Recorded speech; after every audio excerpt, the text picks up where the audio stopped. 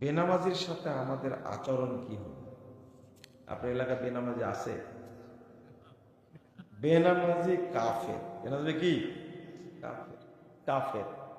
এটা জেনে রাখবেন, বেনামাজি মারা গেলে তাকে গোসল দিবেন না, তাকে কাফন পরাবেন না, তার জন্য গোরস্থানে কবর খুঁড়বেন না। জানাজা অনেক পরে, গোসলের আগে জানাজা দেওয়া যাবে? হ্যাঁ, কাফন পরানোর আগে জানাজা দেওয়া যাবে? তো গোসলই দেওয়া যাবে না, তাকে কাফন পরানো যাবে না। আপনি কিভাবে তার জানাজার প্রশ্ন করেন? চলবে না। এখন বলবেন যে কি করব ওকে? কুকুরের সাথে যা করেন। কুকুরকে কি করেন? কি করেন? কুকুর মারা গেলে কি করেন? হয়নি? তাও হয়নি। ভালো করে বলেন। এ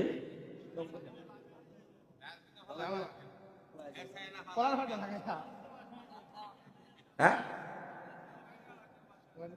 কি বলছে ছেলেটা?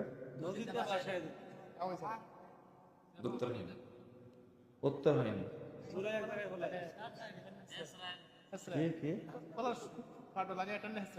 এই দেখেন, উত্তরটা এবার হয়েছে।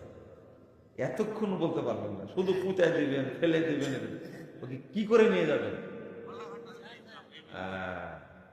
পায়ে দড়ি বেঁধে না ঘাড়ে করে নিয়ে যাবেন? হ্যাঁ, কুকুর মরে গেছে, ঘাড়ে করে নিয়ে যান নাকি? ঠ্যাঙ্গে দড়ি লাগায়া শেষটা নিয়ে যায় ওই জায়গায় দাফন করে যেখানে মানুষ যায় না। ঠিক বেনামাজিকে এই আবার আমি তো নিজেই বলছি, আপনি টেনশন করছেন কেন?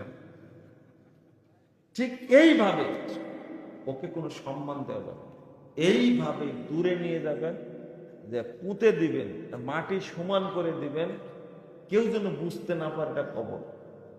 কারণ বুঝতে পারলে পাপ হবে। কিন্তু কবর হিসাবে আমি ওই দিক দিয়ে যাবো আর বলবো আসসালামু আলা আহলি দিয়ারে মিনাল মুমিনিল মুসলিমিন, ও তো মুমিনও না, মুসলিমও না, কি কাফের, ও মুশরিক, ও মুরতাদ, ওর জন্য দোয়া পড়া যাবে? এই জন্য গোরস্থানে দাফন করা যাবে না। আপনার বাপ হলো, আপনার মা হলে মনে থাকবে বেনামাজিকে আপনি গোসল দিয়ে কাপড় পরায়া, কাফন পরায়া মসজিদে জানাজা করার জন্য আগে আপনার বিচার হবে, তারপরে বেনামাজের বিচার হবে।